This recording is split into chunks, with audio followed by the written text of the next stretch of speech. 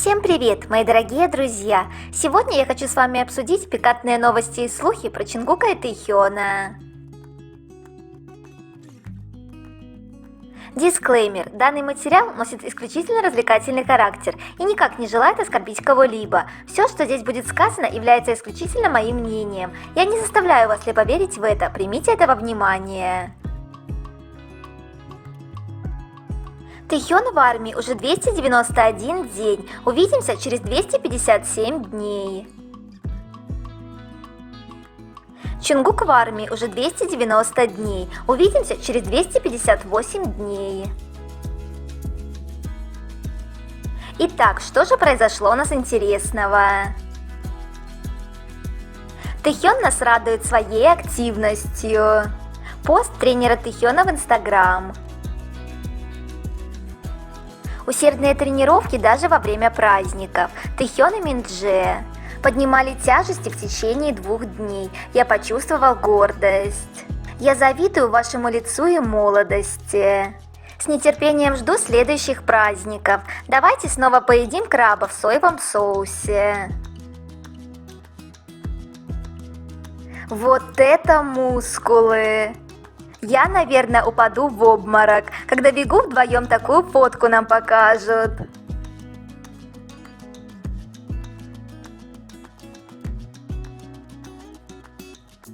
Я в шоке от этой разницы за год.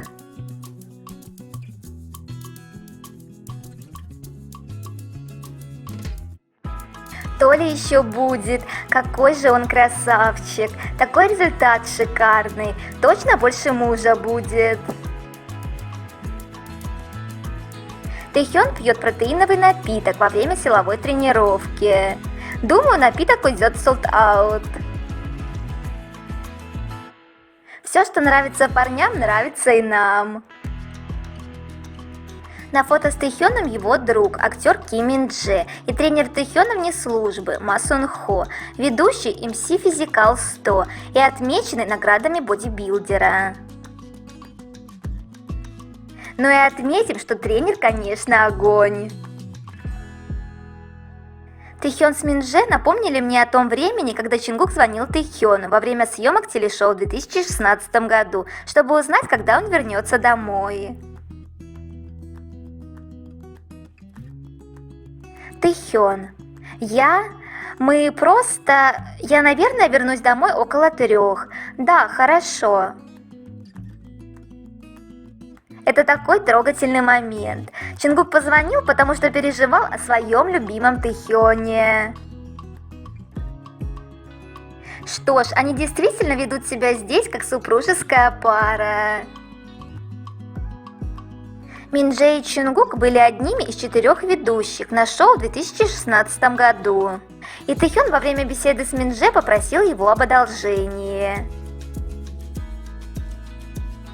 Будет 4 ведущих. Среди них Чингук будет самым застенчивым. Пожалуйста, помоги ему. Вигу – это всегда опора и поддержка друг друга. Чингук и Тэхён после шоу. Чингук спрашивает: «Я ведь был естественным, не так ли?» Тэхён отвечает: «Я смог увидеть тебя с новой стороны». Думаю, что даже если бы Чингук выступил плохо, Тэхён все равно не разочаровался бы в нем. Они любят и принимают друг друга любыми. Фотографии Тэхёна с его коллегами-сослуживцами были замечены в магазине Фото-ИЗМ в Чхунчхоне. Магазины Фото-ИЗМ – любимое место солдат. Они ходят туда поесть и пофотографироваться. Как же круто, что Тэхёну удается отдыхать и хорошо проводить время с новыми друзьями. Как же Тэхён похож на своего отца, такой же красивый.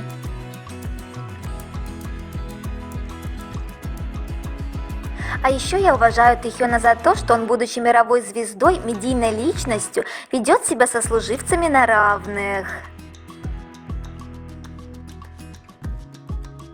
Обновление BTS Япония официал.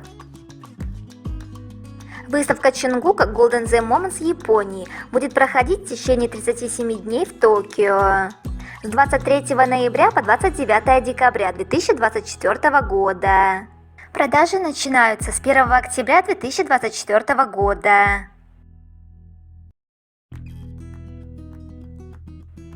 Дольше, чем в Сеуле, хотя в Японии много армий BTS, поэтому неудивительно.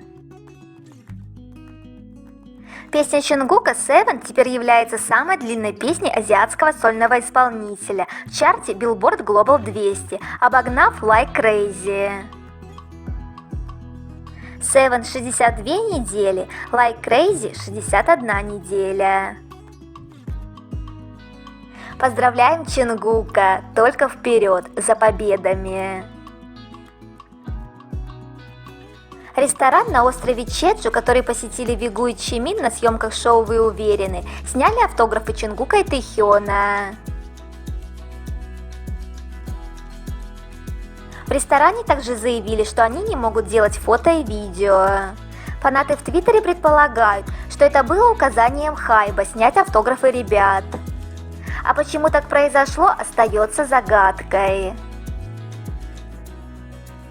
Одни предполагают, что Хайб против пропаганды Вигу. Как бы эти автографы наталкивают армию на мысли, что ребята пара, так как посетили кафе они вместе с Чимином, а автографы только Чингука и Тэхёна красуются на стене. Поклонники предполагали, что Вигу приходили в кафе вне съемок вдвоем, тогда их и оставили.